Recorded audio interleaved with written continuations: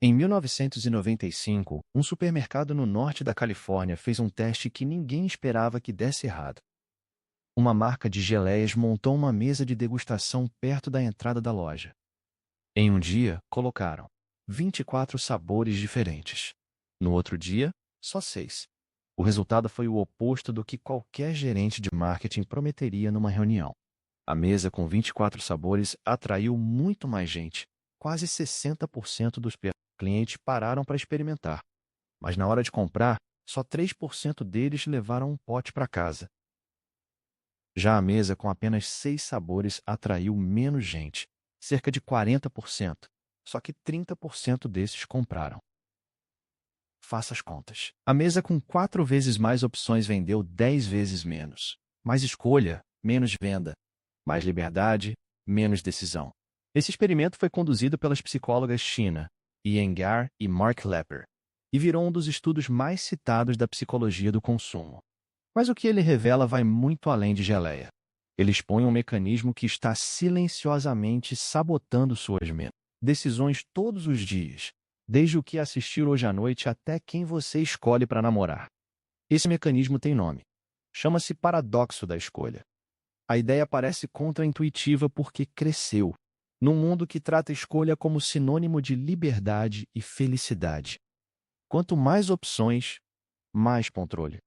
Quanto mais controle, mais satisfação. Essa é a lógica que empurrou o mercado a criar 47 tipos de shampoo, 200 canais de streaming, centenas de aplicativos de namoro e um cardápio de 30 páginas no restaurante da esquina.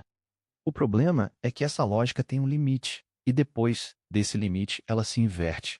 O psicólogo Barry Schwartz, da Swarthmore College, dedicou anos a estudar exatamente esse ponto de inversão e escreveu um livro que batizou o fenômeno, O Paradoxo da Escolha, Por que Mais é Menos? A tese central é simples de enunciar e devastadora de sentir na pele. Até um certo ponto, mais opções melhoram sua vida. Depois desse ponto, cada opção extra tira um pedaço da sua paz. Para entender por que isso acontece, é preciso olhar para o que sua mente precisa fazer toda vez que você escolhe algo. Escolher não é só selecionar, é comparar. E comparar entre duas coisas é fácil. Seu cérebro faz isso quase sem esforço. Mas comparar entre 24 coisas não exige o dobro do esforço de comparar entre 6. Exige exponencialmente mais. Cada opção nova que entra na mesa precisa ser comparada com todas as outras que já estavam lá. 6 sabores geram 15 combinações possíveis de comparação. 24 sabores geram mais de 270. Sua memória de trabalho, a parte do cérebro que segura informação ativa para você processar, tem uma capacidade limitada, algo entre 4 e 7 itens por vez. Quando o número de opções ultrapassa esse limite, o cérebro não fica mais inteligente. Ele trava. E travar não é uma metáfora. É um estado neurológico real, chamado de sobrecarga cognitiva. Você já sentiu isso na frente da geladeira aberta, sem fome de nada específico, só cansado de decidir o que comer. Só que travar na hora de escolher é apenas metade do problema. A outra metade, e essa, é a parte mais cruel do paradoxo, aparece depois que você já escolheu. Chama-se arrependimento ponto contrafactual. É a capacidade da mente de imaginar caminhos que você não seguiu e comparar sua ponta realidade com essas versões imaginárias. Quando você tinha só 2 opções, escolher a errada, custava um arrependimento simples. Eu deveria ter escolhido a outra. Quando você tinha 23 alternativas descartadas, seu cérebro não compara sua escolha com uma alternativa. Compara com 23 fantasmas ao mesmo tempo. E o pior, ele tende a imaginar essas alternativas na melhor versão possível delas, sem os defeitos que provavelmente também teriam. Você não lamenta ter escolhido o sabor de morango. Você lamenta não ter escolhido o sabor de framboesa. Perfeito, que existe só na sua imaginação, porque nunca chegou a prová-lo de verdade. Quanto mais portas você deixa fechadas atrás de você, mais vozes ecoam do outro lado. É esse mecanismo sobrecarga na hora de escolher somada a arrependimento depois de escolher, que explica um comportamento banal que praticamente todo mundo reconhece. Você abre o catálogo de um serviço de streaming para assistir alguma coisa. Tem milhares de títulos catalogados, categorias, subcategorias, recomendações, personalizadas, listas de por que você assistiu isso. Você começa a rolar a tela, lê a sinopse de um filme meio interessante, mas talvez tenha algo melhor. Rola mais. Outro filme parece bom, mas será que não tem algo mais leve para o seu humor de hoje? Rola mais ainda. 20 minutos se passam. 30, 40. Em algum momento você simplesmente desiste, fecha o aplicativo e vai dormir, sem assistir nada, exausto de escolher, mesmo sem ter feito absolutamente nenhum esforço físico a noite inteira. O cansaço que você sente não veio de assistir, veio de decidir. Esse fenômeno tem até nome técnico entre pesquisadores de comportamento: fadiga de decisão. Cada escolha que você faz ao longo do dia consome um recurso mental finito, e esse recurso vai se esgotando conforme as horas passam, até que escolher qualquer coisa, mesmo trivial, parece pesado demais. E se isso acontece com filme, imagine com relacionamento.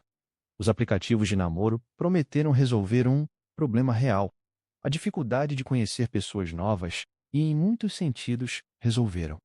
Mas eles fizeram isso multiplicando o número de opções disponíveis a um nível que a psicologia humana nunca precisou lidar antes na história da espécie. Antigamente, alguém conhecia potenciais parceiros, dentro de um círculo geográfico e social limitado: a vizinhança, o trabalho, os amigos em comum.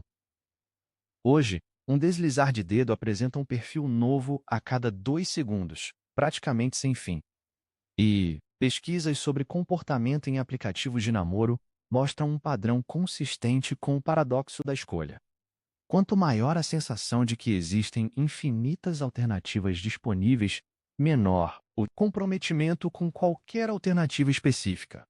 Por que investir numa conversa difícil, num desentendimento, num processo de conhecer alguém de verdade, se a lógica do aplicativo sussurra o tempo todo que a pessoa perfeita pode estar a um deslizar de distância?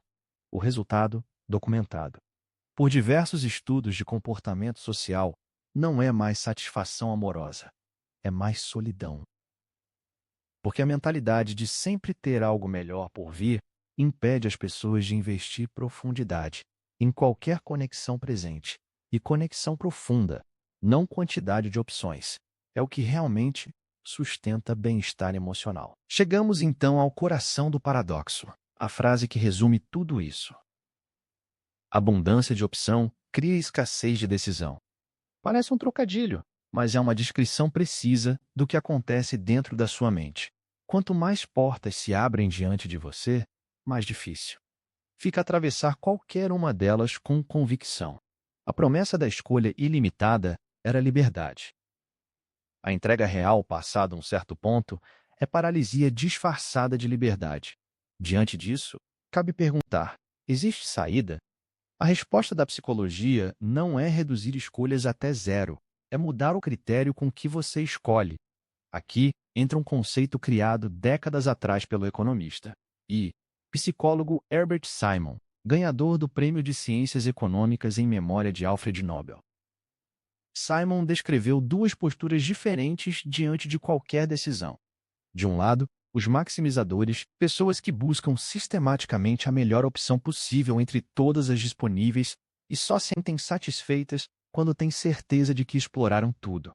Do outro lado, os satisfeitos, termo traduzido do inglês satisficers, pessoas que estabelecem um critério claro do que seria bom o suficiente e param de procurar assim que encontram algo que atende esse critério mesmo, sabendo que talvez exista algo levemente melhor em algum lugar. O próprio Barry Schwartz, junto com outros pesquisadores, aplicou questionários a milhares de pessoas para medir onde cada uma se posicionava nesse espectro entre maximizar e se satisfazer, e depois cruzou esses resultados com medidas de bem-estar, otimismo e satisfação de vida. O achado é praticamente irônico. Os maximizadores, aqueles que teoricamente deveriam tomar as melhores decisões objetivas, porque exploram mais alternativas antes de decidir, relatam consistentemente menos felicidade, menos satisfação com suas próprias escolhas e mais tendência a arrependimento e até sintomas depressivos, quando comparados aos satisfeitos. Ter mais informação e mais opções não tornou a vida deles melhor, tornou pior. Porque quem busca o ótimo em absolutamente tudo, o melhor emprego, o melhor parceiro, o melhor restaurante, a melhor série, nunca descansa dentro de nenhuma escolha, sempre com um olho na porta de saída, sempre comparando o que tem com o que poderia ter tido. Isso não significa que você deva parar de buscar qualidade ou se conformar com qualquer coisa medíocre. Significa redefinir o que conta como sucesso numa decisão. Em vez de perguntar qual é a melhor opção entre todas que existem no universo, a pergunta mais saudável e comprovadamente mais associada a bem-estar é: isso atende bem ao que eu realmente preciso agora? A diferença entre essas duas perguntas parece sutil no papel, mas na prática ela muda completamente sua relação com decisões cotidianas. Definir critérios antes de começar a procurar e não durante ajuda muito, porque evita que cada opção nova mude os parâmetros da busca. Colocar um limite de tempo para decidir também ajuda, porque interrompe artificialmente o ciclo de comparação infinita que o cérebro faria sozinho se deixado livre. E talvez o passo mais difícil de todos seja simplesmente aceitar como prática deliberada que parar de procurar depois de encontrar algo bom o suficiente não é fraqueza nem preguiça. É uma habilidade psicológica, e como toda habilidade, ela se treina. Há algo quase libertador em perceber que o mundo não está errado por oferecer tantas opções.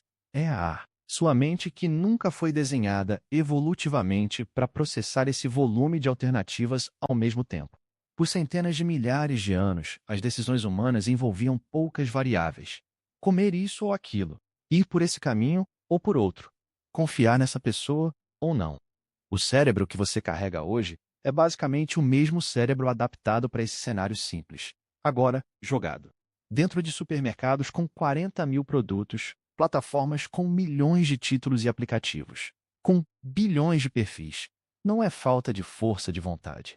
É um descompasso entre o hardware que você tem e o ambiente em que ele precisa operar. Reconhecer isso muda a forma como você pode se relacionar com suas próprias escolhas.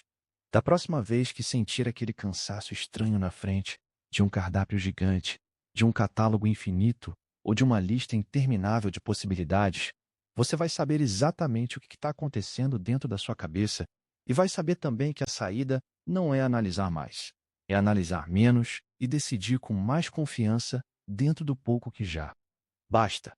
Menos opções, mais vida. Esse foi o tema de hoje aqui no Sinapse. Se esse vídeo te ajudou a entender um pouco melhor por que às vezes escolher parece mais cansativo do que deveria, deixa o like, se inscreve no canal e comenta aqui embaixo você se reconhece mais como alguém que maximiza ou como alguém que se satisfaz com o bom o suficiente. A gente se vê no próximo vídeo.